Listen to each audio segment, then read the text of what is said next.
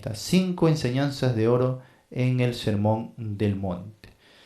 La primera enseñanza era el amor hacia los enemigos. Tenga bastante cuidado que en los reportes algunos se han confundido con enseñanzas. ¿Ya? La primera enseñanza es el amor hacia los enemigos. Dentro de esta gran enseñanza del amor a los enemigos entraban varias temáticas, ¿no? De que tenían que ver con eso. No hay que confundir esas temáticas o esas divisiones con la enseñanza en sí. Todas esas temáticas encierran la sola enseñanza de el amor hacia los enemigos. La segunda enseñanza es la espiritualidad discreta. Igualmente, dentro de la espiritualidad discreta también entran varios tópicos, varias temáticas, ¿no?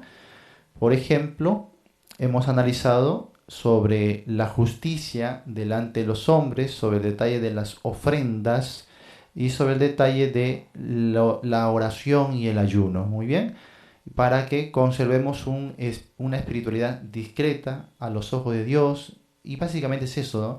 Tener nuestros ojos en Dios y no en las personas. No querer vanagloriarnos con nuestra espiritualidad. Y eso va a ser muy importante en el discípulo. ¿Por qué? Porque el discípulo, amados hermanos, es llamado a crecer y a llegar a servir en el ministerio, ¿ya? El discípulo no es llamado a quedarse siempre como discípulo. Hay que entender eso, por favor. Tú no eres llamado a ser un discípulo eterno, ¿no? Tú eres llamado a ser un discípulo durante un tiempo, hasta que a su vez ya tú puedas discipular también a otros, ¿sí? Eso no quiere decir, por supuesto, que vas a dejar de aprender, pero vas a ser más independiente, ¿no?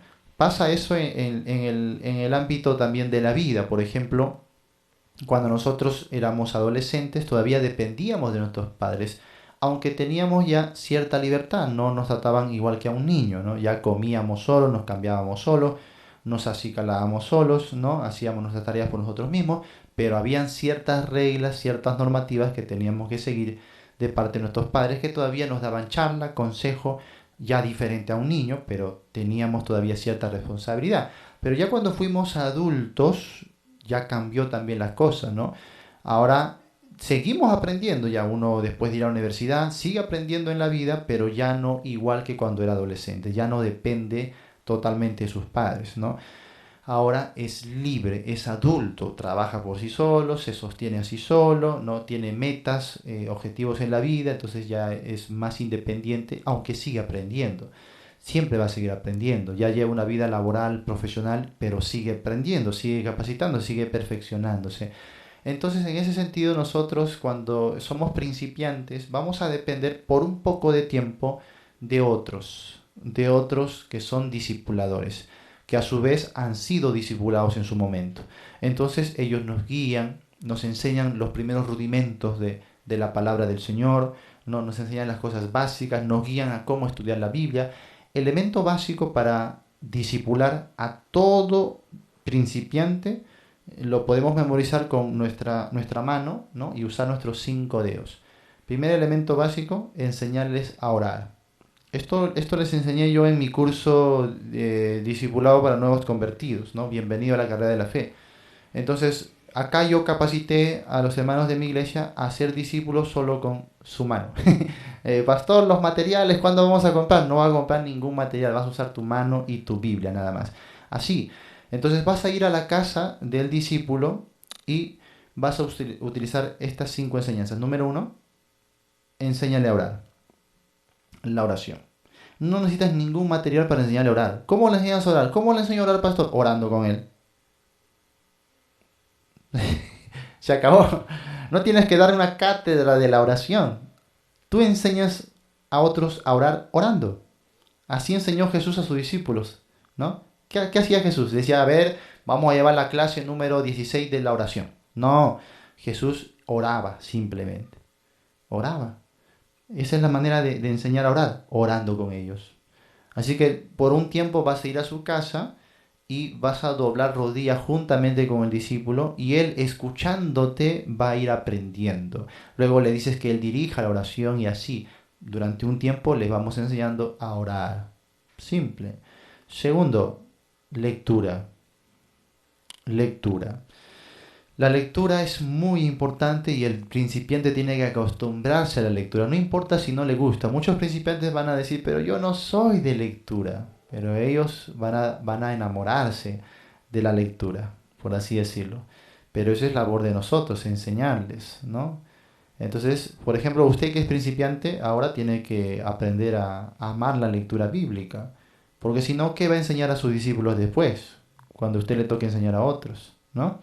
Entonces, elemento básico, lectura. El discípulo tiene que acostumbrarse a un hábito diario, continuo, ordenado, sistemático de lectura de la palabra de Dios. ¿Cómo, pastor? ¿Cómo hago para enseñarle? Leyendo con él la Biblia.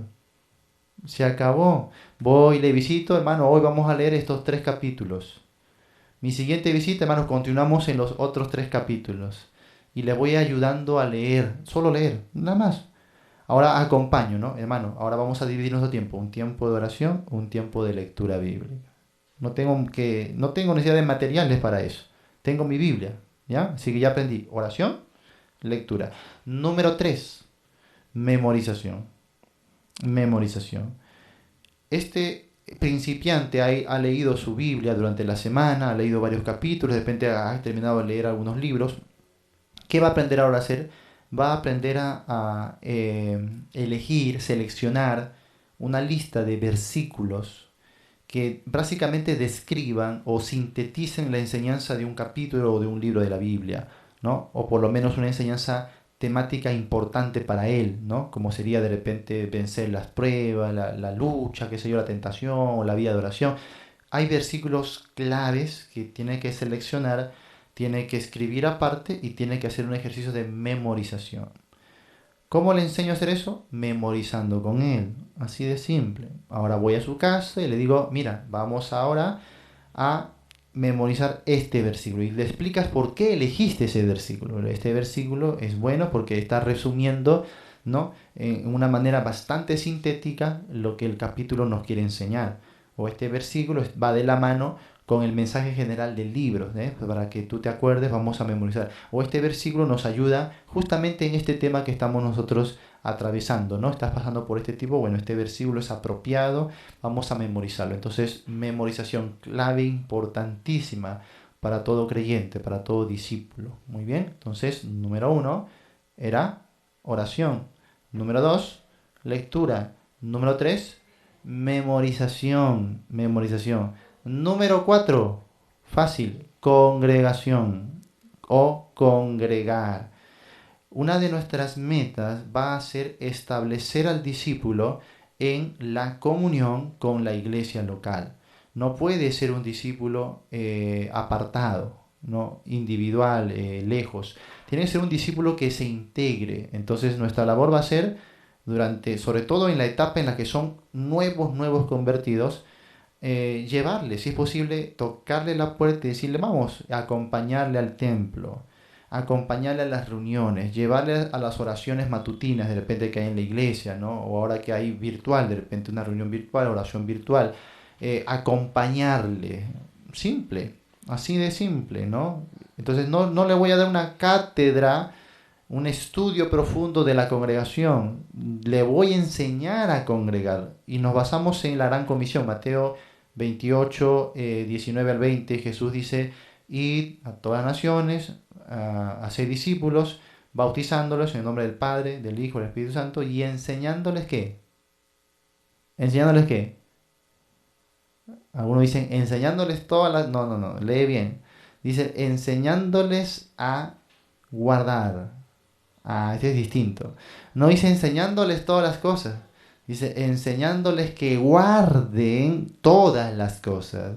Entonces la gran comisión no se trataba de enseñarles didácticamente, didascao, no es una enseñanza pedagógica, sino es una enseñanza experimental, práctica, de convivencia. Entonces no le voy a enseñar, a ver, la oración, capítulo 1, verso tal, no, sino voy a orar con el experimental, práctica. Entonces mi meta no es enseñarles como que un periódico que informa, una noticia, no le voy a enseñar teóricamente. Lo que Cristo dice es enseñándoles que guarden. Nuestra meta es hacerles guardar. Por eso que no hay mejor manera de hacerles guardar que acompañándoles, pues. Acompañándoles, ¿no? Entonces, oro con él, leo la Biblia con él, memorizo con él y lo llevo a la congregación, ¿no? Lo acompaño, le introduzco a la comunión con la iglesia, es un factor determinante. ¿Sabes por qué muchos que se convierten a Cristo en campañas o son invitados, etcétera? ¿Por qué no crecen? ¿Por qué no avanzan en la vida cristiana? ¿Por qué digamos, no desarrollan, no llegan al liderazgo, al ministerio? O simplemente, ¿por qué no permanecen en nuestra iglesia? ¿Por qué terminan unas semanas de venir y luego se van? Es porque no prestamos atención a ese detalle, no le integramos a la comunión. No le integramos a la comunión. Y lejos de la comunión es fácil que se enfríe, ¿no? Así que, número 1, oración. Número 2, lectura. Número 3, memorización. Número 4, congregación. Qué fácil. Ahora, número 5, servicio. Servir. ¿Qué tenemos que ahora hacerle guardar? El servicio. Tengo que ir de la mano con él a, por ejemplo, repartir folletos a la calle. De repente ponerlo a la puerta. Eso es me acuerdo uno de los primeros servicios que yo hice en sentido litúrgico, porque los primeros en realidad fueron limpiar baño, poner cables, pintar paredes. Eso fue mi primer servicio que yo hacía, ¿no? Entonces limpiaba los techos, me colgaba como Spider-Man ahí en el tercer piso de mi iglesia, y tenía que pintar. Bueno, nadie quiere hacerlo. ¿Quién? El nuevo que lo haga. Bueno, no importa, un sacrificio, ¿no? Para el Señor, ya. Entonces me colgaban con una soga ahí y yo, hermano, no tenía ni miedo. Como Spider-Man, ¿no? Comenzaba ya a pintar colgado de una cuerda, y si me voy, ya me voy al cielo, pues, ¿no? Años más tarde, cuando ya era pastor, me dijeron: pastor, ¿te acuerdas que tú te colgabas? Sube. Me intenté subir, hermano, no podía ni mover ni un dedo. Interesante cuando uno es joven, ¿no? Pero bueno, entonces eso es de las primeras cosas que yo hacía, ¿no? Y las primeras cosas que yo hacía tenían que ver con el servicio así muy, muy práctico. Iba a limpiar los baños, iba a ayudar a lavar las cosas, los servicios de ahí del ministerio.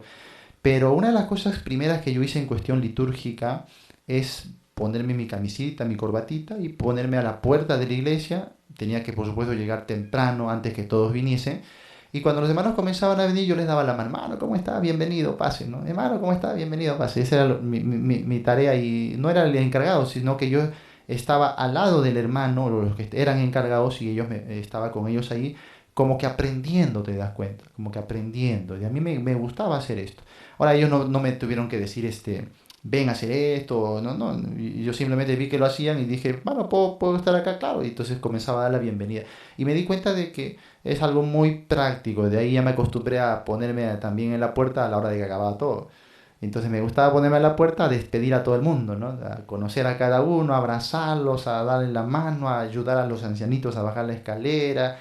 Y yo parecía el pastor, porque yo era el que estaba afuera en la puerta despidiendo a todo el mundo, ¿no? Conociéndoles, a veces ayudándoles una cuadra o 2 cuadras a llevar sus cosas o subir una moto. Entonces era interesante eso. Y a veces nosotros no hacemos esas cosas con los nuevos convertidos. Pensamos que como son nuevos tienen que estar ahí sentadotes.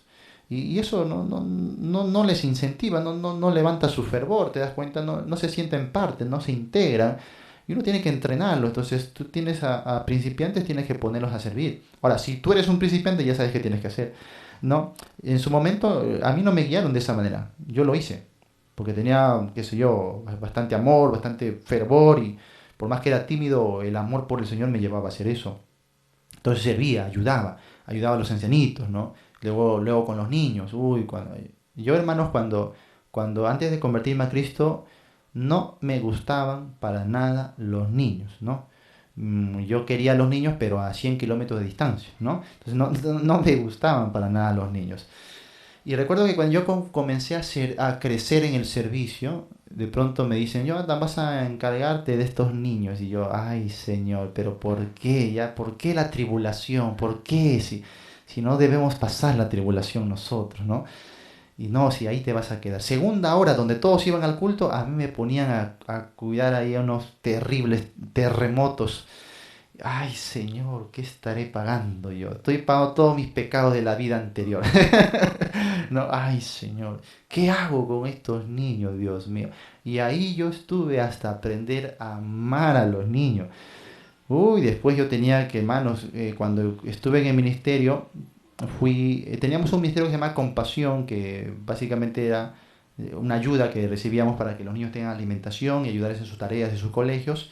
Y entonces yo iba ahí toda la semana y yo le ayudaba con sus tareas, desde niños hasta adolescentes, y yo era un adolescente más, te das cuenta. Y yo tenía que ayudarles con su alimentación, a veces darles de comer en la boquita, por ahí enseñarles a lavar sus dientes. Luego tenía que ir a la cocina, donde a los más de 200 niños habían terminado de comer, y Jonathan, vas a tener que lavar todo, todo, todo, todo, jarras, vasos, tuppers, ollones, ollitas, sartenes, de todos los tamaños, cucharas, cucharitas, tenedores, de todos los tamaños, y los lavaba todito, todito, y ahora venía el segundo turno, Jonathan, otra vez a lavar todo otra vez. ¡Ah, Dios mío! Todo el día mi mano salía pero arrugadísimo, parecía de 100 años mi mano, ¿no? Arrugada, arrugada. Y eso era servicio, ¿no? Eso era servicio. Los niños venían y se sorprendían, ¿no? Oye, ¿por qué el hermano usa mandil? Y la hermana le dice, ah, a ti te parece raro porque tu papá nunca agarra el mandil, ¿no? El hermano está sirviendo acá en la iglesia. Ah, muy bien.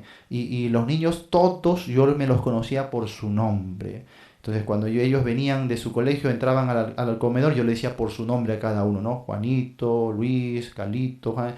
Y yo, pastor, ¿cómo sabe nuestro nombre? ¿No? Y me decían pastor, mira, yo era un hermano adolescente ahí y ya me decían pastor. Y muchos me abrazaban, me decían, yo quiero ser como tú cuando yo sea grande. Y yo les decía, no, no seas como yo. Y entonces era bastante hermoso crecer en la obra del Señor, siendo principiante, sirviendo. Al principiante no hay que tenerlo sentado, hazle hacer algo. El valor del servicio es muy importante, ¿no? Haz algo, hermano, eso va a llevar al crecimiento. Entonces, a partir de que yo descubrí esa pasión por el servicio, no paré hasta los días de hoy. No hubo quien me pueda parar. Una pasión desbordante, ¿no? Por el Señor, por las almas. Entonces, cada vez fui creciendo en el servicio, creciendo en el servicio, creciendo en el servicio. Entonces el discípulo tiene que servir. Tú tienes que enseñarle eso. Ahora, ¿de quién va a aprender? De ti, obviamente, pues. De ti. Del que va a discipular. Así que tú que eres principiante ya sabes a dónde tienes que crecer, hasta qué punto tienes que crecer. Tú tienes que formar todo eso en ti para que un día alguien aprenda de ti también. Así de simple. Cuando yo he tenido discípulos no es porque lo he tenido en un salón con una pizarra, es porque lo he tenido en el servicio, en el campo. ¿eh? Yendo a predicar, yendo a evangelizar, haciendo algún tipo de servicio, ayudando a los ancianos, haciendo algo, sirviendo. Así que ese valor va a ser muy, muy importante. ¿Ves? Y así con nuestra mano y nuestros 5 dedos podemos hacer tremendos discípulos de Cristo. Número 1, oración. Número 2, lectura. Número 3, memorización. Número 4, congregación. Número 5, servicio. ¿Ven? Qué fácil. Ya llevaron toda una capacitación. Ahora, eso es para uno mismo, en primer lugar, para que usted se pula en esas 5 áreas tan importantes, tan claves. Y en segundo lugar, es para cuando usted le toque discipular a otros. Todo principiante, todo discípulo, desde el primer momento que comienza su carrera de fe, tiene que enterarse que él tiene una meta, llegar a convertirse en un discipulador. El discípulo no es llamado a ser discípulo eterno, no es llamado a estar sentado, no es llamado a estar recibiendo bendiciones y milagros. Él es llamado a servir. Y desde el primer momento tienes que comunicarle eso y tienes que prepararle para eso. Entonces, durante un buen tiempo, cuando es uno principiante, va a tener alguien que le acompañe.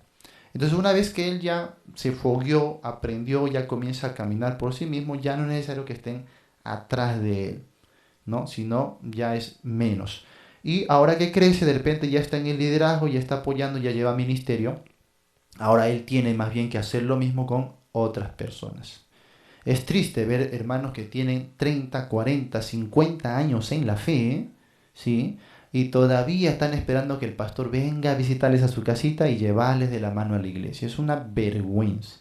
Por supuesto, ustedes no van a llegar a eso porque ustedes han recibido el discipulado de principiantes. Y cuando ustedes tengan 30 o 40 años en la fe, no van a estar esperando al pastor. pastor, venga, tráeme mi mamila, por favor, si no me pongo a llorar. No, usted va a ser ahora un guerrero de la fe, usted va a salir más bien a ser discípulo, ¿sí o no? A conquistar su comunidad para Cristo. Entonces Dios le ha llamado a eso. Por eso es tan importante el discipulado a los principiantes y no tenerlo solamente viniendo al culto, a escuchar cómo todo el mundo canta y cómo el pastor predica y no hace nada, no aprende. Y la mayoría por eso es que con el tiempo se desanima, se cansa, ¿no? No se siente parte, no se involucra, no está integrado. Así que esos 5 elementos prácticos de un discipulado va a ser muy importante para que el discípulo crezca adecuadamente. ¿Ya? Y todo eso a la luz del Señor. ¿Ve? Él no lo hace en público, esto es a la luz de su comunión con el Señor. Muy bien. Seguimos entonces con la tercera enseñanza de oro en el sermón. Se llaman los tesoros celestiales. Capítulo 6, ahora sí, de Mateo.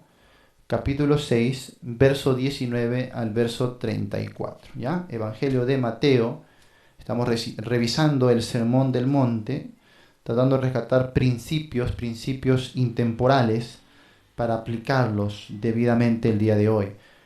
Mateo capítulo 6 del verso 19 al verso 34. Vamos a rescatar esta tercera enseñanza de oro, los tesoros celestiales. Muy bien. Muy bien. Muy bien, los tesoros celestiales. Vamos allá. Tercera enseñanza de oro, ¿no? Vamos a elaborar algunas preguntas claves. La primera pregunta va a ser, ¿dónde está tu corazón? Así. ¿Dónde está tu corazón? Para eso vamos a leer verso 19 hasta el verso 21. Recuerda que estamos en Mateo 6. Verso 19 dice, no os hagáis tesoros en la tierra, donde la polilla y el orín corrompen, y donde ladrones minan y hurtan, sino haceos tesoros en el cielo, donde ni la polilla ni el orín corrompen, y donde ladrones no minan ni hurtan. Porque donde esté vuestro tesoro, allí también estará vuestro corazón. Muy bien, entonces esta es la primera pregunta que tenemos que formularnos. ¿Ya? ¿Dónde está mi tesoro? ¿Sí? ¿Dónde está mi corazón? Jesús responde, donde esté vuestro tesoro, allí está vuestro corazón. Muy bien, primero vamos con esta parte del tesoro. ¿Qué sería un tesoro? Un tesoro, amados hermanos, no es oro o plata. A veces confundimos, ¿no? Pastor, un tesoro, eso es lo que los piratas han escondido ahí en un cofre lleno de oro, ese es el tesoro escondido, ¿no? No, porque por ejemplo tú le hablas a uno de una tribu alejada, de ese tipo de tesoro, para esa persona no es tesoro, no le da ningún valor. El oro es tesoro solamente para aquel que le da un valor a ese oro. Entonces, tesoro no vayan a pensar que son cosas valiosas como el oro, los diamantes, los rubíes o la plata. No. Tesoro es algo a lo cual uno le da un valor excelso. El tesoro es cualquier cosa que uno mismo le da una prioridad sobre todas las otras cosas y que merece para esa persona, merece la pena sufrir por ello, esforzarse por ello y hasta quizás intentar dar la vida por ello. Eso es un tesoro. ¿Sí me va a entender? Entonces, por ejemplo, para muchas mujeres las perlas pueden ser tesoro, pero para otras mujeres las perlas no son tesoro porque no valen para, no les importa. Sí, así de simple. No les importa. Para unas mujeres, su armario lleno de zapatos es un tesoro. Ellas miran y sus ojitos se hacen así, ¿no? Comienzan a brillar y Dios, se deslumbra pues tremendamente. Ay, un armario lleno, necesito un cuarto lleno de zapatos. Ese es mi mayor tesoro. Pero hay mujeres que, no, que con chanclas nomás, dicen, ¿no? No les importa. Entonces ese mismo armario lleno de zapatos que para otras es un tesoro, para otros no es nada, no vale. Entonces no se trata de las cosas en sí, sino de lo que el corazón valora, ¿no? Lo que uno siente para con esa cosa. Ahora, el tesoro no siempre es una cosa material, también puede ser una cosa espiritual, abstracta, sentimental, o también puede tratarse de seres humanos. Por ejemplo, doña Florinda, ¿cómo le llamaba a su hijo? Tesoro, le decía, ¿no? Ah, mi tesoro. Bueno, para muchas madres o padres, sus hijos son su tesoro, ¿sí o no? Son lo que más valoran, lo que más cuidan, y son capaces de dar la vida. Los padres, muchas veces nuestros hijos son nuestros tesoros. ¿Te das cuenta? ¿Qué no daría usted por su hijo? ¿Qué no daría? Y esto creo que lo entiende cualquiera. Cuando vemos videos en internet de cómo un papá o una mamá en un cierto lugar camina así distraído, no le interesa a su hijo que por atrás está que se lo roban o le está por pisar un carro y uno se enardece y dice, ¿cómo es posible eso? ¿Cómo este padre que es capaz de... Yo cuando salgo a la calle con mi hija, hermano, no le suelto para nada la mano, no le suelto, estoy ahí, todo, si es posible la amarraría ahí, no, no soy capaz de, por más que tenga cosas que hacer, diligencias, esto, no soy capaz de dejar a mi hija para nada, por más apurado que esté, estoy con las antenitas bien encendidas, ¿no? Entonces, algunos dicen, pero déjale, claro, porque no es tu hija, ¿no? Eso déjale, ya usted cómo criará a sus hijos, pero no, yo soy responsable, yo amo a mi hija, yo no la voy a dejar así. Hay padres que no les importan ahí, charlan, que sí, esto y su hija está por allá en tantos peligros ni se percata. Bueno, ¿dónde está? O que eso nos hace ver qué consideran ellos que son sus hijos. Si tu hijo es tu tesoro, es lo que más cuidas. Así de sencillo. ¿Eh? A mí nunca me había interesado echar llave a la puerta de mi casa. Nunca, porque he crecido así. He crecido así. Es más, nosotros ni siquiera... eh, no solo no echábamos llaves, sino que dejábamos nuestra puerta con una pitita. Porque nosotros salíamos con la pita, era más fácil.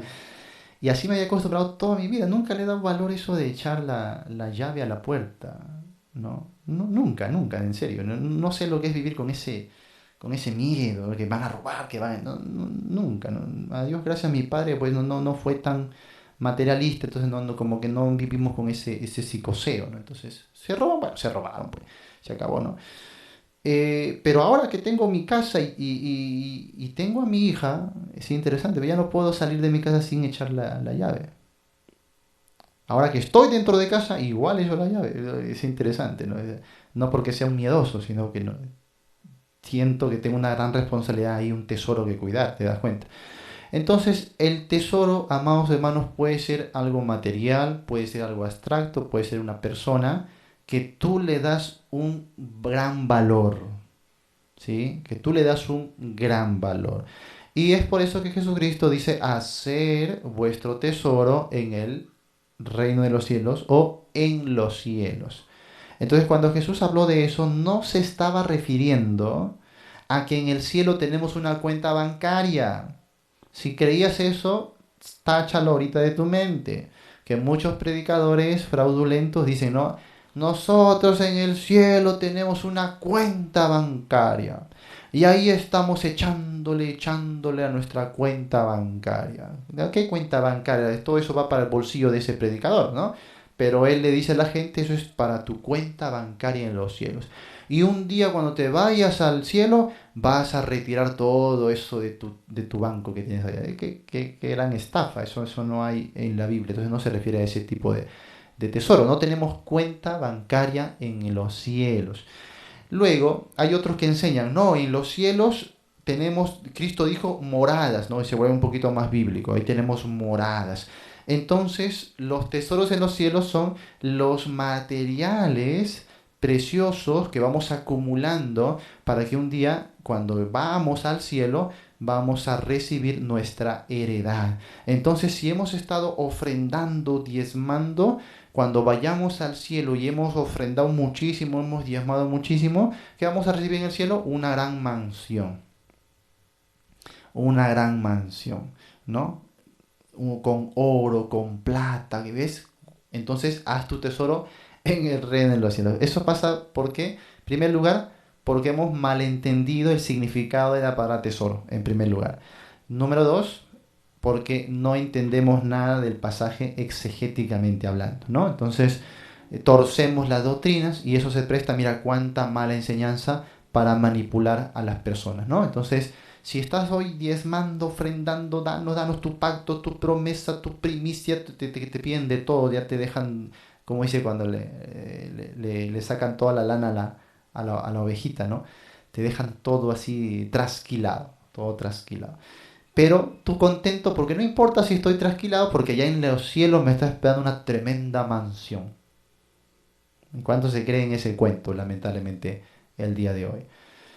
Pero alguno dirá, pero pastor, en la Biblia dice las mansiones celestiales. Y si yo te dijera que en el griego, en la palabra original, esa palabra mansiones quiere decir chozas. Sí, estudia. En realidad no dice mansiones, dice chocitas. Chozas, sí, literalmente. Es como esas chocitas que tenemos de estera, de paja, eso. Pequeñas habitaciones es lo que vamos a tener. No creas que te va a llegar a diseñar una mansión. Eso es falso. Todavía un himno hay, ¿no? Allá en el cielo hay mansiones gloriosas. Entonces, ay, qué linda mi mansión que voy a recibir. Aquí en la tierra estoy sufriendo con esta casita que apenas puedo meter mi cama. Pero allá en los cielos, qué tramaña mansión. No, no, no. En los cielos también vas a ir a un cuarto chiquitito, por si acaso. Por si acaso. Ya, entonces, no te creas esas mentiras. Tesoros celestiales no se refiere a riqueza material en los cielos, no, sino que en una forma metafórica lo que Cristo está diciendo es lo mismo que diría en el capítulo 6, verso 33. Dice, mas buscad primeramente el reino de Dios y su justicia. Y cuando Cristo dice primeramente, lo vamos a ver después, se refiere a antes que la comida y el vestido. Tu prioridad tiene que ser el reino de los cielos. Entonces, cuando Cristo dice que hagamos nuestro tesoro en el reino de los cielos, no se refiere a cosas materiales, riquezas que vamos a acumular para recibir en el cielo, sino se refiere a que vamos a poner el reino de Dios como prioridad en nuestras vidas, antes que lo terrenal, antes que estas cosas materiales. Vamos a poner el reino espiritual como primer lugar. Ese va a ser mi tesoro. Ese va a ser mi tesoro. Por eso que para Pablo, ¿qué era su tesoro? Filipenses capítulo 4, ¿no? Amados, gozo y corona mía en el Señor. Para Pablo, los tesoros, para él, su tesoro era frutos para el reino de Cristo. Eso lo dice en el capítulo 1, verso 11 también. Frutos para Cristo. Eso era su tesoro. Eso era lo que más valoraba en la vida. Entonces, tu tesoro es lo que tú más amas, lo que más valor le das, lo que tú das la vida por eso. Si el reino de Dios es tu tesoro, allí está tu corazón, en las cosas de Dios. Allí está. No tienes por qué obligarle. Yo por eso no obligo acá a nadie. No tienes que obligarle, no tienes que incentivarle, no tienes que amenazarle, no tienes que condicionarle. En mi iglesia, en mi primera iglesia aprendimos muy mal a hacer el ministerio. A ver, solamente los que diezman, solamente los que sirven, solamente los que asisten, solamente nos acostumbramos a las reglas, ¿no? A un legalismo, a ser dogmáticos. Pero no se nos incentivó el amor. No tengo por qué obligar a nadie, no tengo por qué amenazar, no tengo por qué chantajear, porque aquel que su tesoro es Cristo y el reino de Dios, ahí va a estar su corazón, su devoción, su gozo, su pasión, ahí va a estar, en las cosas del Señor. No tenemos por qué obligarle a nadie. Si tú obligas, amenazas, chantajeas, etcétera, eso es una fe fingida, un amor fingido, y eso no sirve. Y eso Dios no lo acepta. Para que Dios acepte nuestro servicio, nuestra ofrenda espiritual, tiene que venir de un amor puro, sincero, una comunión con Dios. Realmente yo le doy valor al reino celestial más que a todas las cosas y que a todas las personas en este mundo, incluso más que a mis propios hijos, para que entiendas el calibre de lo que Dios nos está pidiendo. Sí. Así tenemos que amar a Dios. ¿Eh? Yo no entiendo a veces cómo uno habla del amor a Dios y en la vida práctica uno no lo ve para nada. Hace un tiempo cuando mi hijita estaba en el vientre, mi esposa estaba con un embarazo de alto riesgo, altísimo riesgo. En 4 oportunidades casi aborta y casi perdemos a la bebé. Por misericordia de Dios no la perdimos. Pero llegó una etapa porque ella a los 9 meses no pudo caminar. Yo tuve que llevar la silla de ruedas para todo lugar. Para todo lugar. Entonces en las calles a veces nos encontramos con líderes de otras iglesias, esposas de pastores, que nos miraban y nos decían, ay, ¿por qué ustedes están así? Que ustedes ya no deben estar en casa sin salir para nada, deben estar solamente reposando. Si algo le pasa a la bebé, porque se comenzaban a reclamarnos. Porque nosotros así, con todo eso, íbamos a evangelizar, íbamos a visitar. Yo iba a hacer células y para hacer células aquí tienes que subir cerros y cerros y por mi cintura. Ahí es donde me malogré mi cintura. Porque era llevar la silla a cuestas y luego bajar todo ese camino hasta nuestras casas. Era muy sacrificado. Luego subir las escaleras cargándole a las dos. Entonces yo me malogré literalmente me malogré la columna. Que hasta los días de hoy sufro por eso. Eh, entonces cuando nos veían así, dicen, no, yo que cuando fui embarazada, yo me planté en mi casa y no salí para nada, que esto, que el otro, y hice caso por eso, que ahora mis hijos nacieron bien y que esto, que el otro, entonces nos menospreciaban, nos reprendían, ¿no? Por eso que hacíamos, pero yo decía, el amor por Cristo, el amor por el reino de Dios, no lo puedo sufrir, no puedo quedarme en casa, por más que esté en la situación que esté, tengo que salir a servir. Eso es amar el reino de Dios por sobre todas las cosas. Hermanos, Dios nos permitió, aunque los médicos dijeron que sí o sí va a nacer tu hijita entre los 6 o 7 meses, y ruega que nazca a los 7, porque a los 6 no desarrolló su pulmón y no tenemos los equipos necesarios para eso. Entonces, esperen lo peor. Muy bien.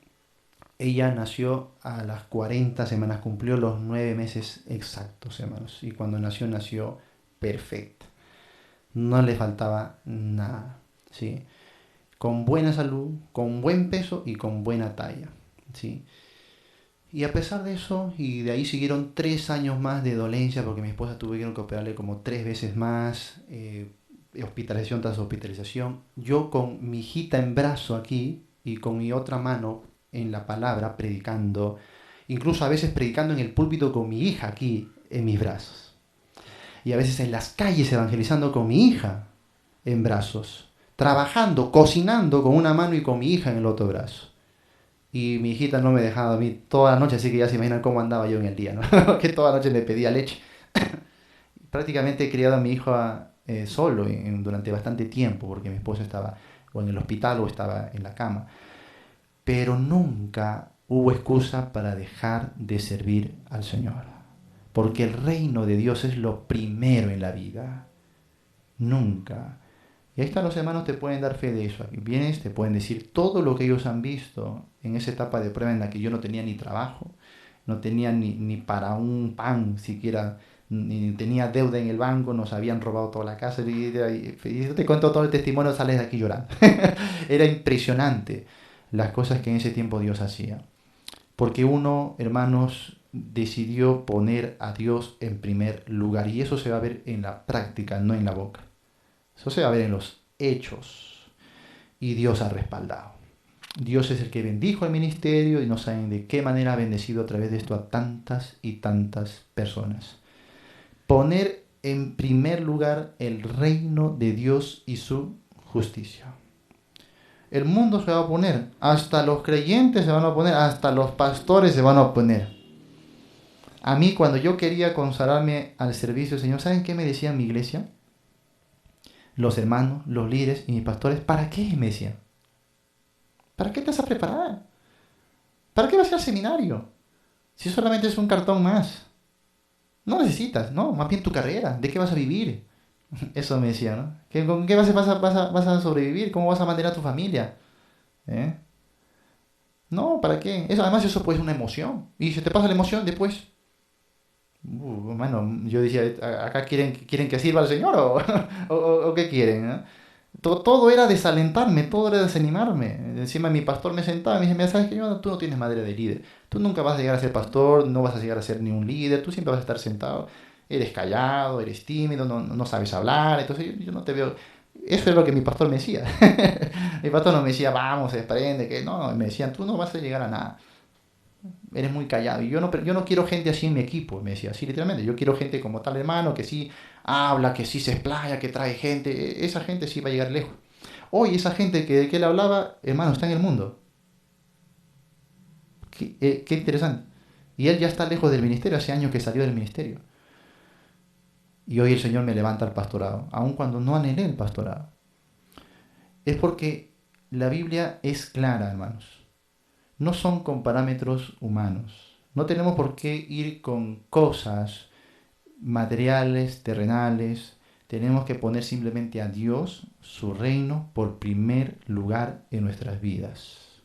Así de sencillo. ¿Eh?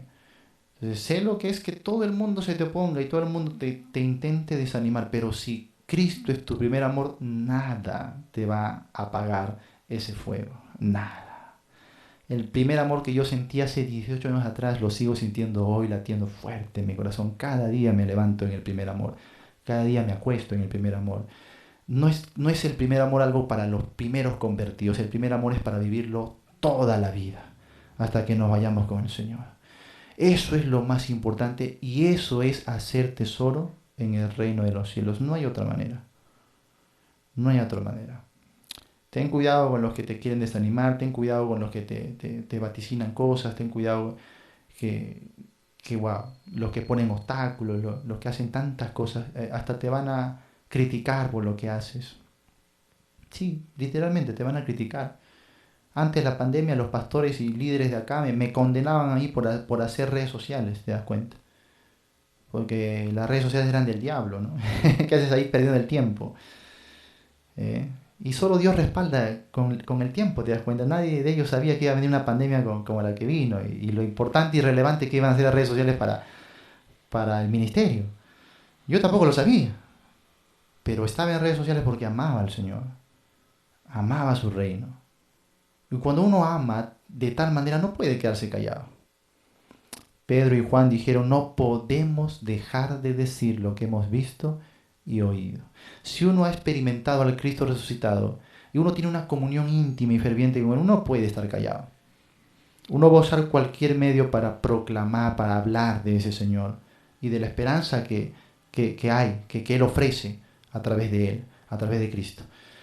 Entonces tengamos bastante cuidado, hermanos, porque estas cosas del mundo, incluyendo personas dentro de nuestra iglesia, están diseñadas para amar cualquier cosa aquí menos el reino de Dios. A mí me asustaban mucho, mira, si tú no tienes tu carrera te vas a morir de hambre. Hoy los pastores piden limosna, ¿no? ¿De qué vas a hacer? Te estoy hablando de hermanos creyentes, de líderes en las iglesias, no son gente afuera incrédula que me decía eso.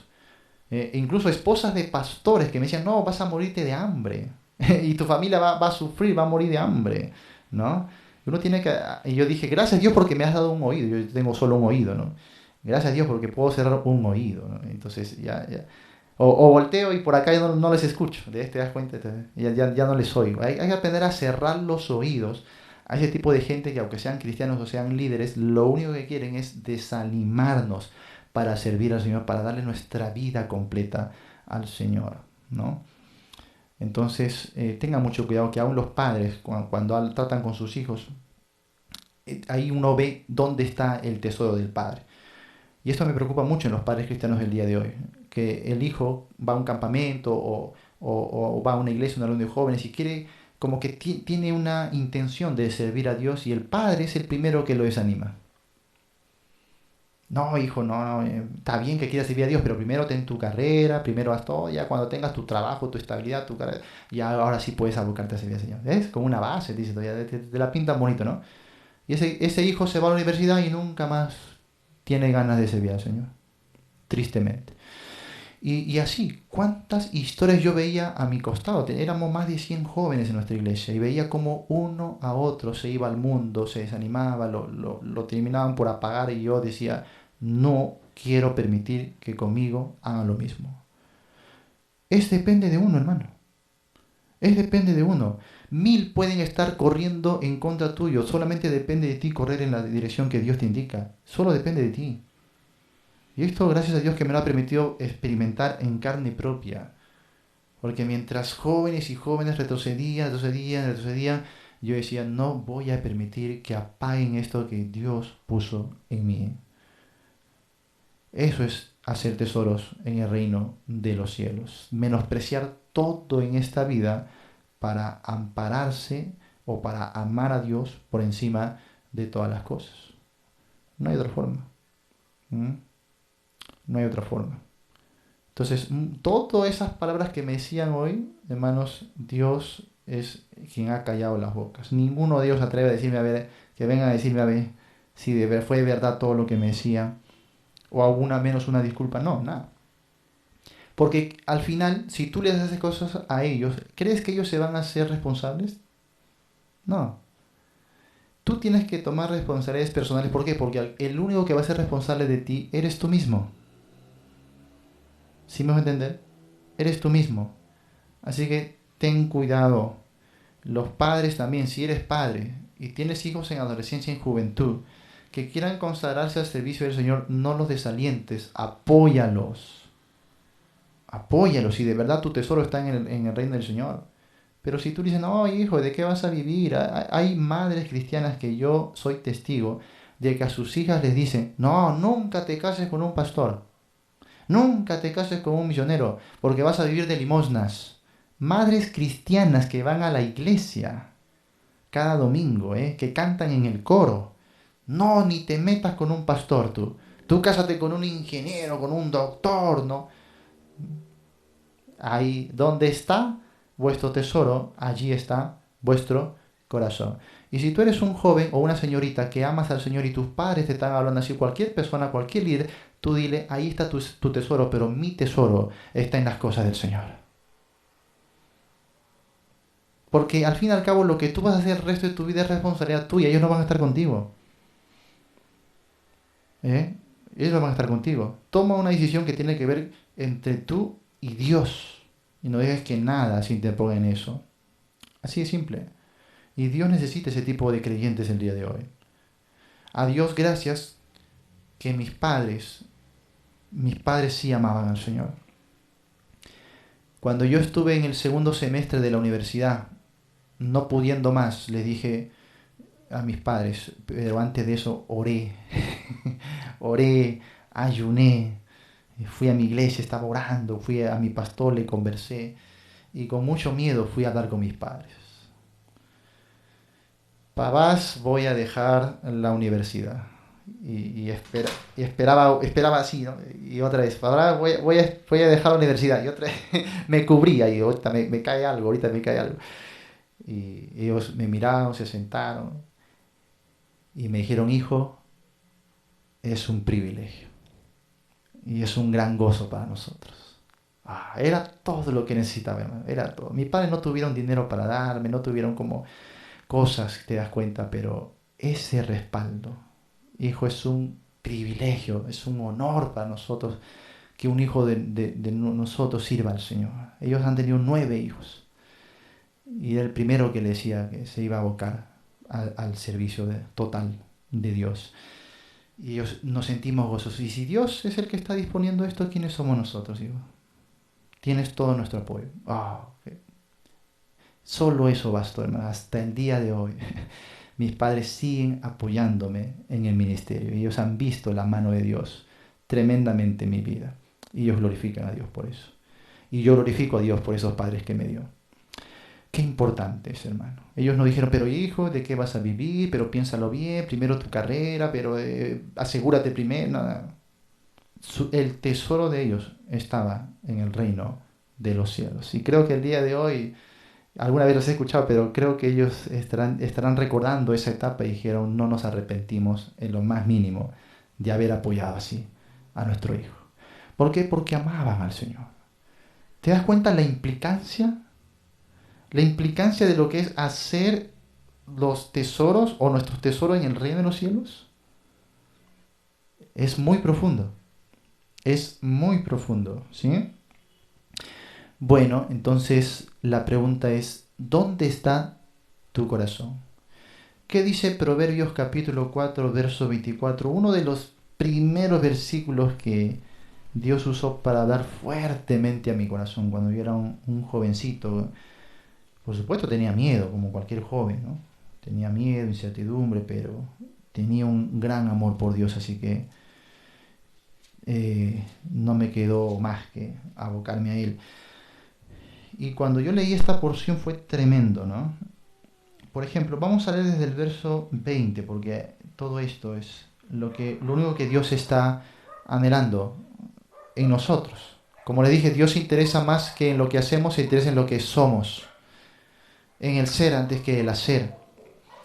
Verso 20, Proverbios capítulo 4, verso 20, dice, Hijo mío, está atento a mis palabras. Es lo primero que Dios pide de nosotros, estar atento a sus palabras. Inclina tu oído a mis razones. No se aparten de tus ojos, guárdalas en medio de tu corazón. Corazón, ahí está. Donde esté vuestro tesoro, allí estará vuestro corazón. Verso 22 dice, porque son vida los que la hallan y medicina todo. Tú no sabes cómo Dios habló a mi vida, hermano. Ese tiempo yo caí quebrantado de lágrimas porque sentía que Dios me hablaba a mí. Yo estaba en enfermedad, estaba en tantas cosas, estaba en depresión, estaba en tantas cosas que la vida no tenía sentido. Pero cuando leí estas palabras, pues era claro lo que Dios pedía. ¿eh? Sobre toda cosa guardada, guarda tu corazón, porque de él mana la vida. La vida, mira cuántas veces se ha mencionado el verso 22, porque son vida a los que la hallan. Luego, porque de él mana la vida. Nosotros no sabemos vivir la vida si no la vivimos enteramente para Dios. Nosotros no tenemos vida si no vivimos para Dios.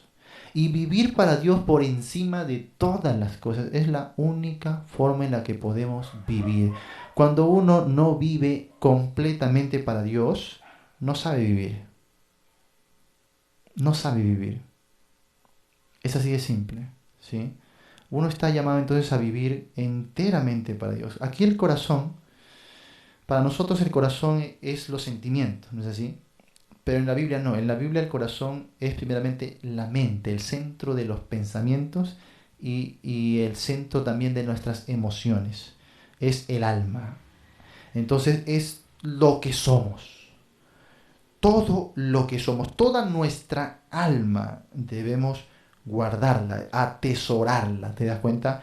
¿En dónde? Como diría Pablo, ya nuestra vida está escondida con Cristo en Dios, porque donde está vuestro tesoro, allí está vuestro corazón. ¿Y qué mejor lugar para guardar nuestro corazón que en Cristo? No son las cosas materiales, no son las personas, sino Cristo. Cristo tiene que ser nuestro tesoro. Aparta de ti la perversidad de la boca y aleja de ti la iniquidad de los labios. Tus ojos miren lo recto. Diríjate tus párpados hacia lo que tienes delante. Examina la senda de tus pies. Todos tus caminos sean rectos. No te desvíes a la derecha ni a la izquierda. Aparta tu pie del mal. El ser. El ser antes que el hacer. ¿Eh? Dios está pidiendo una vida consagrada. Una vida dedicada a Él. Eso es hacer tesoros en los cielos. Pero en la actualidad, lamentablemente, los cristianos no están haciendo tesoros en los cielos. La mayoría, la gran mayoría de cristianos hoy su mayor preocupación es casa, trabajo, comida, futuro de los hijos. Eso es lo que más tienen los cristianos el día de hoy en sus mentes y corazones. No le han consagrado al Señor el 100% de su alma. Y los afanes de la vida, los afanes de este siglo, lo que pensamos cada día levantarnos, eso es tu tesoro. Y en eso está tu corazón. Y si tu corazón está en otras cosas y no en Dios, eso es idolatría según la Biblia. Porque la Biblia dice, amarás al Señor tu Dios con toda tu alma, con toda tu mente, con todas tus fuerzas, con todo tu corazón. Esto tiene que ser entonces el pan diario nuestro. La consagración total a Dios. incluso antes que la comida y antes que el vestido, que eso lo va a decir en el contexto. ¿Eh? Si tú en tu día a día, para ti primero es la casa, primero es el desayuno, primero es los hijos a la escuela, ese es tu tesoro, ¿te das cuenta? Hasta aquí de repente has pensado que no soy un cristiano malo porque no estoy yendo a fiestas, no estoy tomando, no estoy fumando, pero al analizarte con las demandas del maestro en el Sermón del Monte, te das cuenta que todavía estamos muy lejos de amar al Señor. Lo primero en tu día a día tiene que ser el rostro del Señor, la presencia del Señor, la comunión con el Señor. ¿Eh? Luego el servicio al Señor, la adoración al Señor. Eso debe ser más, como diría el salmista, más que la comida a mi boca. Más importante que las necesidades básicas del día a día. ¿Eh? Hacer vuestro tesoro en el reino de los cielos y no en la tierra. ¿Para qué estamos acumulando tanto? ¿Para qué usted se sacrifica tanto trabajando día a día? ¿Eh? Todo eso perece, todo eso es temporal, todo eso lo vamos a dejar. ¿De qué sirve? Cuando usted va por los tesoros celestiales, usted trabaja para lo eterno, para lo que no tiene fin, para lo que va a traer fruto al reino de Cristo. Así que es otra vez su decisión. De aquí en adelante usted tiene que decidir cómo va a vivir hasta el último momento de su vida. ¿Va a vivir para las cosas de este mundo o va a vivir para el reino celestial? No se puede ambas cosas. No se puede ambas. Por más que lo maquilles, ¿no? Sé que muchos que van a escuchar esto estarán diciendo, sí, pero también tenemos responsabilidad y van a venir muchos planteamientos a la mente que te alejan del principio bíblico. Falta de fe. Falta de amor. Y mientras sigas planteándote esas excusas, pues lamentablemente nunca vas a madurar espiritualmente y en las cosas del Señor. Hace falta el día de hoy una generación de hombres y mujeres que le crean realmente a Dios, que amen a Dios con todo su ser. ¿Será usted de aquellos? ¿Será usted de aquellos? Cuando estuve en mi iglesia al lado de 100 jóvenes, el Señor hizo el mismo llamamiento a todos.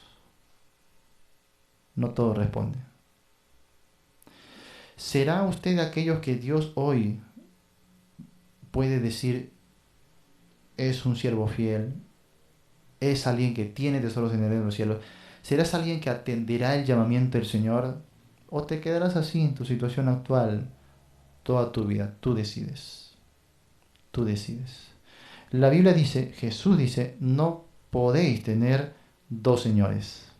No se puede. No se puede. Y cuando uno habla de las cosas materiales, uno piensa, está hablando a los que tienen plata. No. Porque Jesús le hablaba ya a los pobres. Y los que son ricos, los que tienen plata, sí, tienen su corazón en las cosas materiales, sí, aman lo que tienen. Pero el que es pobre también ama las cosas materiales, aunque no las tenga, pero busca tener lo que no tiene. Así que es el mismo pecado. Tengas o no tengas. Pecas de lo mismo, de materialismo, de idolatría. Entonces, ¿dónde está tu tesoro? ¿Qué es lo que más valoras en esta vida? Jesús dijo, si aquel que busca salvar, o sea, guardar su vida, la perderá, pero aquel que la pierda por causa de mí, la hallará. Un tiempo cuando yo estudié ese versículo es ahí donde yo decidí, Señor, no me importa si yo pierdo la vida, yo quiero hallar la verdadera vida, que es a tus pies, a tu servicio, estando en las cosas del reino de Dios. Y no quiero vivir de otra manera. Es decisión de cada uno. Nadie te va a obligar. Nadie te va a chantajear. Nadie te va a amenazar. Pero nosotros, los siervos de Dios, estamos puestos para comunicarte qué es lo que Dios demanda de ti. Dios quiere el 100% o no le des nada. Así de simple. Y si en ti va a haber peros, mejor no hagas nada. Dios está anhelando el 100%. Y por supuesto que va a ser difícil. Por supuesto que quien está a tu costado, sea tu esposa, tu esposo, tu padre, tu hermano, se va a oponer. Por supuesto que te va a criticar. Por supuesto que, que, que, que te va a menospreciar. Por supuesto. Es parte de. Es parte de. Para llegar a donde estoy no sabes cuánto menosprecio tuve que pasar. No solo de mis líderes, de mi pastor, de hermanos, de mi propia familia, de mis propios hermanos, en mi casa. Burlas, maltratos, menosprecios. Eso incluye el paquete de amar primero el reino del reino de Dios, de hacer tesoro en el reino de los cielos. Eso incluye. Así que mide tu amor, mide tu fe en este momento y toma resoluciones necesarias para cumplir lo que Dios nos está pidiendo. ¿Sí? Entonces, ¿dónde está tu tesoro? Es una muy buena pregunta para hacernos el día de hoy. Siguiente pregunta. ¿Dónde están tus ojos? ¿Dónde está tu corazón? Ahora, ¿dónde están tus ojos? ¿Mm? Vamos a ver el verso 22 y verso 23. Dice, Mateo capítulo 6. Volvamos allá. Mateo capítulo 6, verso 22. ¿Ya? Mateo capítulo 6, verso 22 y verso 23. La lámpara del cuerpo es el ojo. Así que si tu ojo es bueno, todo tu cuerpo está lleno de luz. Pero si tu ojo es maligno, todo tu cuerpo estará en tinieblas. Así que si la luz en ti o que en ti hay es tinieblas, ¿cuántas no serán más? Pero ¿cuántas no serán las mismas tinieblas? Jesús pasó a hablar ahora del corazón, a hablar ahora del ojo. ¿Dónde está tu corazón? ¿Dónde están tus ojos? ¿Sí? ¿En qué están puestos, depositados nuestros ojos? Los ojos en la Biblia simbólicamente grafican una clave de victoria para el creyente. Los ojos son una base muy importante de espiritualidad, de madurez, ¿sí? De santidad y de ministerio. Eh, Vamos a ver, por ejemplo, vamos a ir al Nuevo Testamento. ¿Dónde están vuestros ojos? Hebreos capítulo 12. Hebreos capítulo 12. ¿Lo tiene? Hebreos capítulo 12, verso 1 dice, por tanto nosotros también, teniendo en derredor nuestro tan grande nube de testigos, despojémonos de todo peso y del pecado que nos asedia, y corramos con paciencia la carrera que tenemos por delante, puesto los ojos, mira ahí, puesto los ojos en Jesús. Puesto los ojos en Jesús. ¿Dónde deben estar nuestros ojos? En Jesús. Por eso la pregunta es, ¿a dónde están tus ojos? Qué interesante, ¿no? Porque normalmente no hacemos ese tipo de pregunta. Es como que ¿a dónde miran tus ojos? Pero aquí es ¿dónde están tus ojos? ¿Por qué? Porque dice puestos los ojos en Jesús. No sé si entiendes esto. Pero esto no quiere decir solamente mirar a Jesús. Esto quiere decir mirar con los ojos de Jesús. ¿Sí me dejo entender? ¿Cómo es eso, pastor? Bueno, basta con seguir leyendo. ¿Ya? Dice, por ejemplo, mira, puesto los ojos en Jesús, el autor y consumador de la fe, el cual, mira, por el gozo, ¿qué dice? Puesto delante de él. Por el gozo puesto delante de él. ¿Qué había delante de Cristo? Ahí, léanlo, lean el texto. ¿Qué había delante de Cristo? Gozo. Eso dice, ¿no? Por el gozo puesto delante de él. Pero cuando tú vas a la escena de los evangelios, a la escena de la crucifixión o a esa procesión de Cristo por la vía dolorosa, tú no ves que había gozo delante de Cristo. ¿Qué había delante de Cristo? Escarnio, golpes, ¿sí? ¿Qué había? Había muerte, había una cruz delante de él. ¿Sí me dejo entender? Había una multitud enardecida que se oponía, burlas, maltratos, desprecio. Entonces Cristo aprendió a mirar el gozo por encima de esas cosas terrenales. ¿Sí me dejo entender? Entonces cuando dice puesto los ojos en Jesús, no habla solo de mirar a Jesús, sino de mirar a través de los ojos de Jesús. Por eso dice, el cual por el gozo puesto delante de él sufrió la cruz, menospreciando el oprobio, y se sentó a la diestra del trono de Dios. Considerad aquel que sufrió tal contradicción de pecadores contra sí mismo, mira, para que vuestro ánimo no se canse hasta desmayar. Entonces, nos da la figura de que Cristo está delante de nosotros y nosotros vamos con Él atrás, siguiéndole, siguiendo sus pisadas de sufrimiento, de dolor, de maltrato, de oposición a este mundo. Pero miramos con sus ojos y ¿qué miramos delante? Gozo. Gozo. Es todo lo que podemos mirar si aprendemos a mirar con los ojos de Jesús. Gozo. Y por el gozo puesto delante de él, sufrió con valor la cruz y hasta menospreció el oprobio. Y se enfrentó a toda esa masa de pecadores que le contradecían porque tenía el gozo delante de él. Él puso la vista en el galardón, ¿te das cuenta? Entonces, ¿dónde están tus ojos? ¿Dónde están puestos tus ojos? ¿Están puestos en Jesús? ¿Tus ojos ven lo que Cristo ve?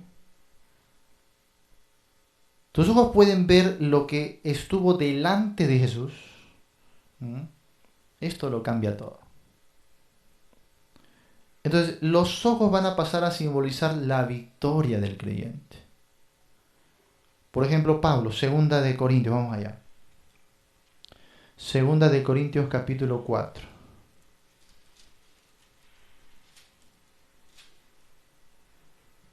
Y esto, por el contexto inmediato, se relaciona necesariamente también con lo que hemos visto hace rato, de los tesoros terrenales. Por supuesto que sí.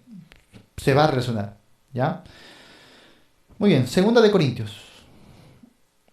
Vamos al capítulo 4. Lo tiene, ¿no? Mira lo que dice. Mira el verso 16. Dice, por tanto, no desmayamos. Antes, aunque nuestro hombre exterior se va desgastando, el interior, dos tipos de hombres, ¿no? El exterior, el interior. El interior, no obstante, se renueva día en día, porque esta leve tribulación momentánea. ¿Qué está pasando? Tribulación, sufrimiento, contradicción de pecadores, lo mismo.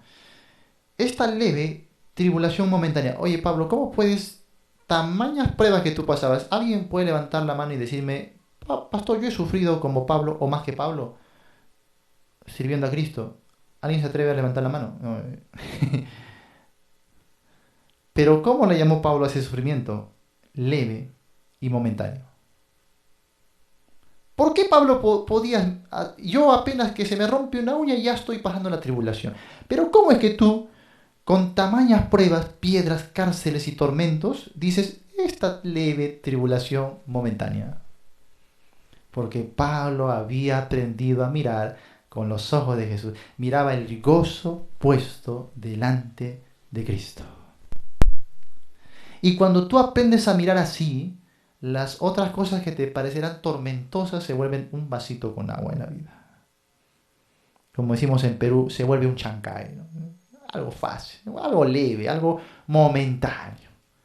Porque estamos viendo con los ojos de Cristo el gozo puesto delante de nosotros. Y entonces dice, esta leve tribulación momentánea produce en nosotros un cada vez más excelente y eterno peso de gloria. Pero ¿cómo? ¿Cuál es la clave, Pablo? Dice, verso 18, no mirando nosotros las cosas que se ven, sino las que no se ven.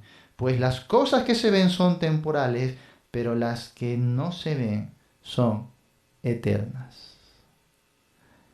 Entonces los ojos reflejan en la Biblia la clave de la victoria del creyente en este mundo. El discípulo, el principiante, tiene que aprender a situar sus ojos espirituales en Cristo y a través de Cristo, para que pueda crecer, para que pueda triunfar, para que pueda caminar en gozo y en victoria en este mundo que es tan contradictorio. No hay otra manera. Y entonces dice, verso 1 del capítulo 5, porque sabemos que si nuestra morada terrestre, este tabernáculo, se deshiciere, o sea, su cuerpo, tenemos de Dios un edificio, una casa no hecha de manos, no es casa material física, sino la habitación celestial. Dice, no hecha de manos, eterna en los cielos.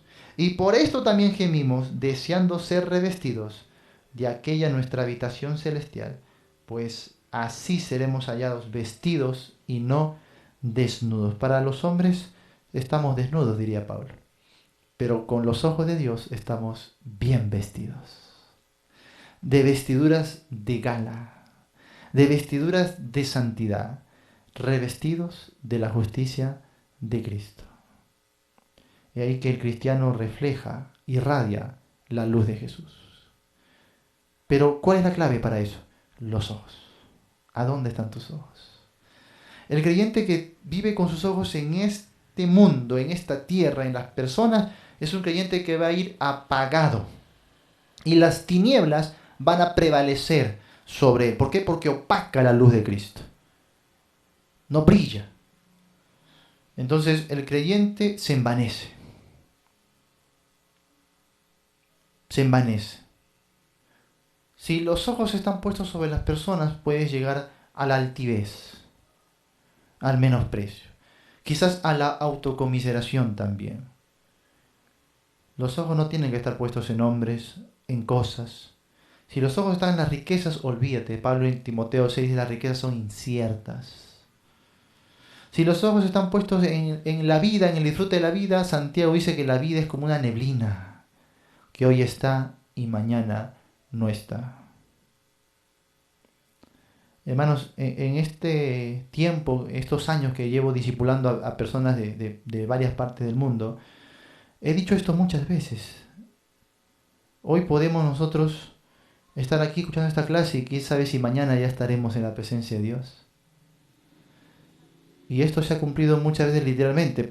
Hermanos discípulos que han estado con nosotros así como usted en Zoom, reunidos aquí escuchando, hoy están en la presencia de Dios. Estábamos en la clase y de pronto la semana siguiente partieron. Recuerdo a 3 de ellos que han estado con nosotros y ya están en la gloria con el Señor. Hermanos, no tenemos 1000 de años para disfrutar en este mundo. El tiempo es corto y podría tratarse quizás de semanas o de meses, no lo sabemos. No lo sabemos. Y cuando tú miras así, la eternidad para glorificar a Dios y el pequeño espacio del tiempo para tú aprovecharlo en servir a Cristo, entonces tú consideras de otra manera las cosas. Tus ojos cambian. Por eso es que desestimé en su momento carrera, trabajo, estudios, cosas, hermanos, porque tengo poco tiempo para aprovechar en servir a mi Señor y tengo toda una eternidad para gozarme con Cristo en los cielos. Entonces uno tiene que decidir a dónde va a estar sus ojos. Hay que entrenar los ojos. Pablo diría, no en las cosas que se ven, sino en las cosas que no se ven. Esas son las cosas espirituales, las cosas que vienen de Dios. Como diría Pablo en Romanos 8, el que es del Espíritu piensa en las cosas del Espíritu, el que es de la carne en las cosas de la carne. Uno tiene que decidir de quién va a ser. Así que primero, ¿dónde está tu corazón?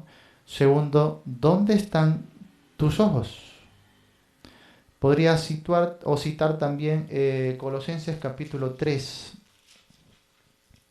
Colosenses capítulo 3. Y Pablo lleva esta aplicación ya a un contexto más ministerial, ¿sí? Cuando va a hablar aquí. Colosenses capítulo 3, verso 1 dice, si pues habéis resucitado con Cristo, buscad las cosas de arriba, donde está Cristo sentado a la diestra de Dios, los tesoros celestiales. Poned, mira, la mira.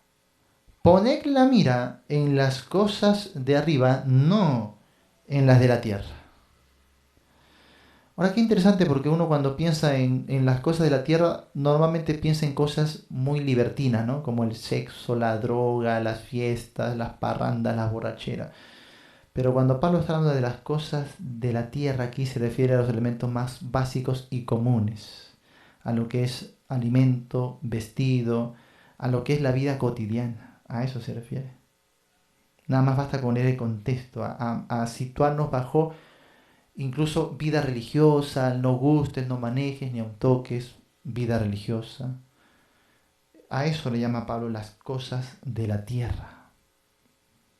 No estaban poniendo en prioridad el reino celestial. Entonces dice, poned la mira en las cosas de arriba, no en las de la tierra, porque habéis, ¿qué dice? Muerto.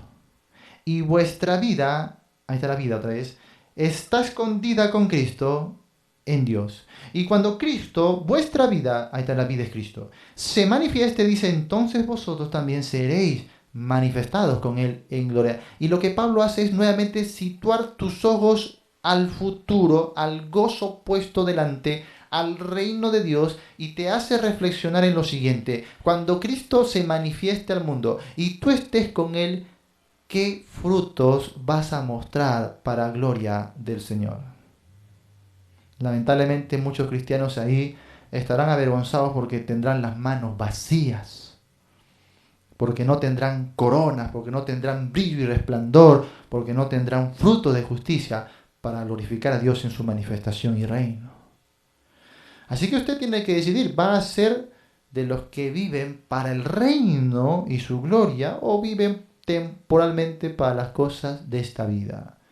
Usted va a decidir si quiere llegar a la presencia del Señor con manos vacías, o como diría Pablo en Filipenses 1:11, con las manos llenas de frutos de justicia, que son para alabanza de Dios Padre a través de Jesucristo. Uno decide.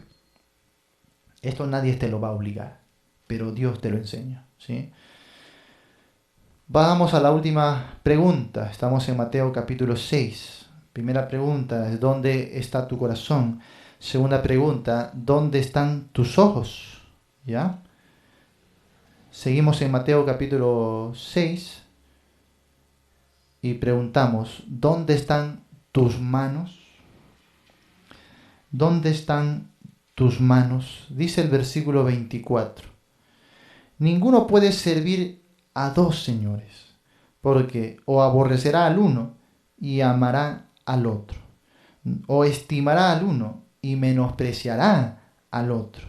No podéis servir a Dios y a las riquezas. Si te das cuenta, estas tres cosas que estamos analizando en Mateo 6 están relacionadas bajo el mismo énfasis. Siempre es o las cosas de Dios o las cosas de esta vida, de este mundo. Es lo mismo.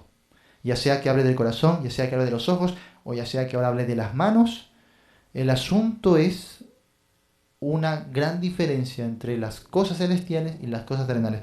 ¿A dónde vamos a estar nosotros? ¿En qué vamos a gastar nuestra vida? ¿En qué vamos a ocuparnos? Eso es la reflexión en esta tercera enseñanza, o tercera enseñanza de oro en el Sermón del Monte, ¿sí? Bueno, entonces, ninguno puede servir. Y por eso que hemos puesto aquí: ¿dónde están tus manos? Porque las manos son el símbolo de nuestra voluntad, de la parte volitiva del ser humano. Esto refleja el hacer. Cristo comenzó con el corazón, ¿te das cuenta? Y termina con el hacer. Las manos son símbolo entonces de el servicio. ¿A dónde están nuestras manos? Otra vez. ¿En el servicio de quién? Porque no puedes tener a dos señores. No se puede ser neutral tampoco. No es, bueno, pastor, no estoy sirviendo al Señor, pero tampoco estoy sirviendo al mundo. No, no se puede. O sirves a Dios o sirves al mundo. No se puede un término neutral, medio, y no se puede tampoco a ambos. Bueno, pastor, es cierto que un poquito al mundo, pero también un poquito a Dios no se puede. Cristo dijo por eso después, el que conmigo no recoge, desparrama. El que no es conmigo es contra mí. Se acabó.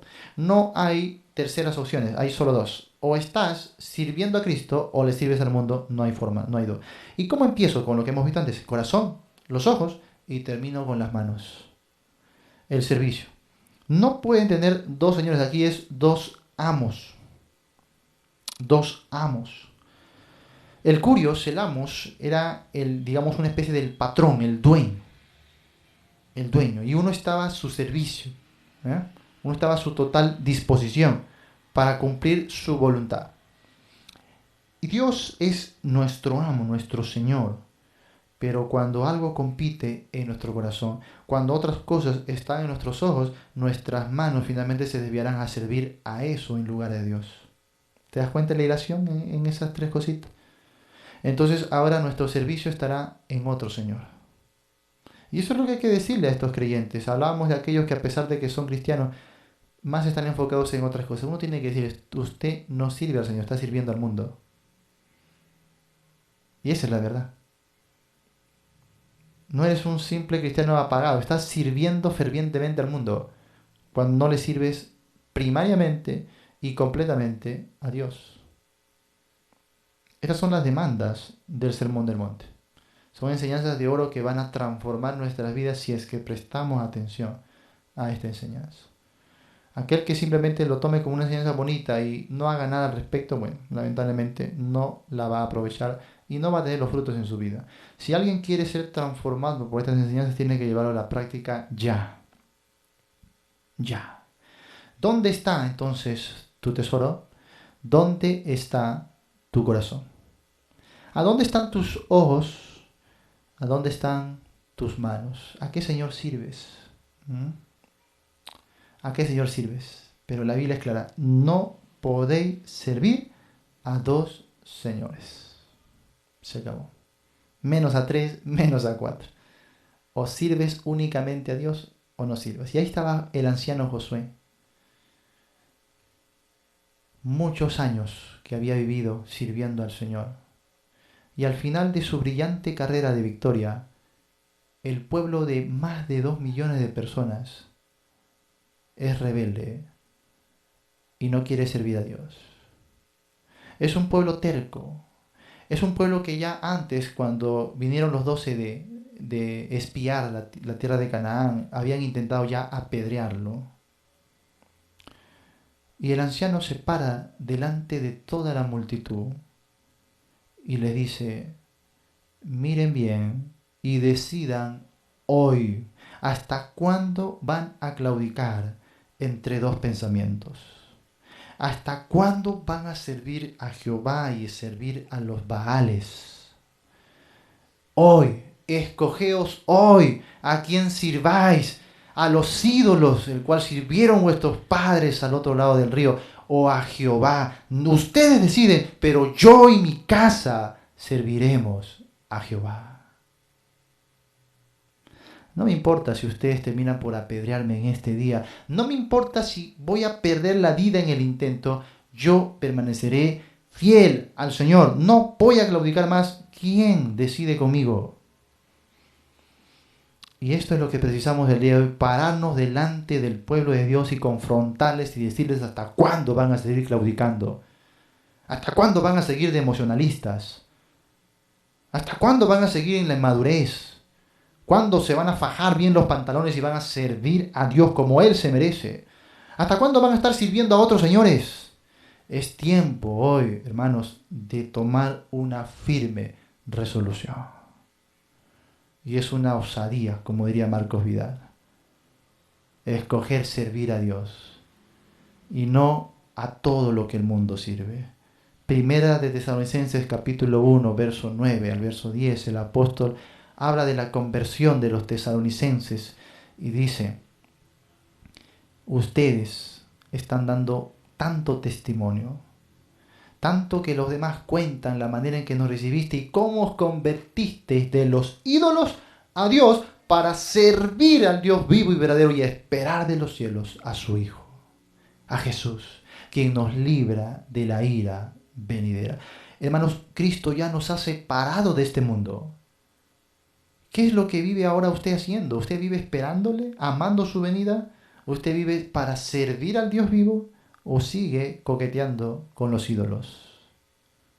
¿O sigue coqueteando con este mundo? ¿O sigue en la vida común y corriente de toda persona en los quehaceres y más allá nada? Dios le llama a servir por completo. Mira, como hemos visto, ¿no? En el orden, con todo tu corazón, con tus ojos bien puestos y con tus manos dedicadas al servicio del Dios vivo cada día, todos los días, hasta que el Señor venga por nosotros. No hay vacaciones, no hay retiro espiritual. Todos los días, hasta que Cristo venga por nosotros. Espero que usted el día de hoy, a la luz de esta enseñanza, haga esa firme resolución. No importa cuántos años tenga en la fe. Y no importa cuánto nos queda por vivir en este mundo, hermanos, consagremos cada día al que vive, al que es digno, a Cristo, nuestro Rey y Señor. Que Dios me los bendiga. Espero que la enseñanza sirva de provecho, de edificación para sus vidas y espero que también puedan apoyarnos en compartir con tantas personas que lo necesitan. Nos despedimos de nuestros hermanos de Facebook. Gracias por los comentarios y gracias por acompañarnos en este tiempo. Toca ahora reflexionar ahí en tu intimidad, en lo personal, a la luz de lo que Dios ha hablado a tu vida, a tu corazón, y puedas tomar resoluciones para agradarle a Él, para vivir por Él, para servirle a Él. Que Dios me los bendiga.